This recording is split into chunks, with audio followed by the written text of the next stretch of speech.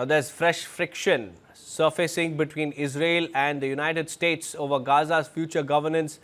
The Benjamin Netanyahu-led Israeli government has objected to US President Donald Trump's selection of members for the Gaza Board of Peace, saying the appointments were made without Israel's coordination and run contrary to Israeli policy. Prime Minister Netanyahu has directed Foreign Minister Gideon Sa'ar to formally convey Israel's concerns to US Secretary of State Marco Rubio. And at the center of the row is Gaza Executive Board, a subordinate body under the Board of Peace.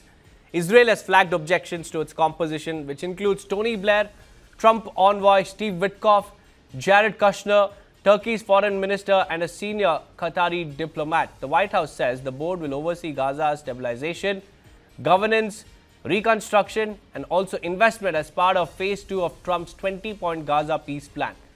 The disagreement comes just days after Washington moved ahead with the next phase of its ceasefire and governance roadmap, highlighting emerging cracks between close allies. Here's more in this detailed report, viewers.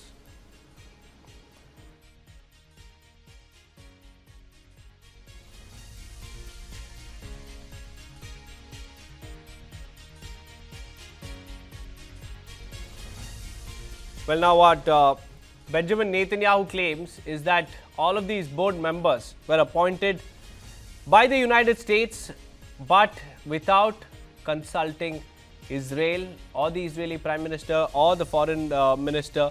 So now Netanyahu has asked his Foreign Minister to convey the aspersions to the US Secretary of State Marco Rubio.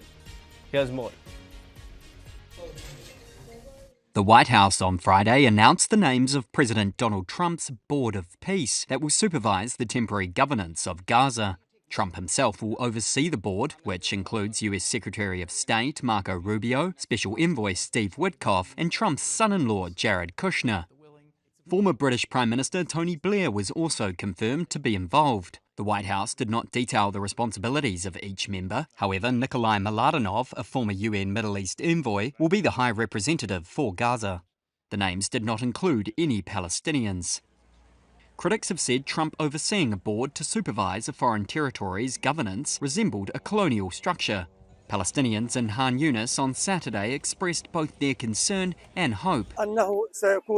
Anwar Musa believes the board will introduce long-term hegemony, splitting the Palestinian people and their geographical locations between the West Bank and Gaza. Bilal Radi hopes the border crossing will be opened as a priority, describing Gaza as, quote, in a catastrophic situation. The White House said more members will be announced over the coming weeks.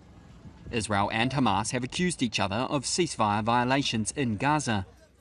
More than 450 Palestinians, including over 100 children and 3 Israeli soldiers, have been reported killed during the truce.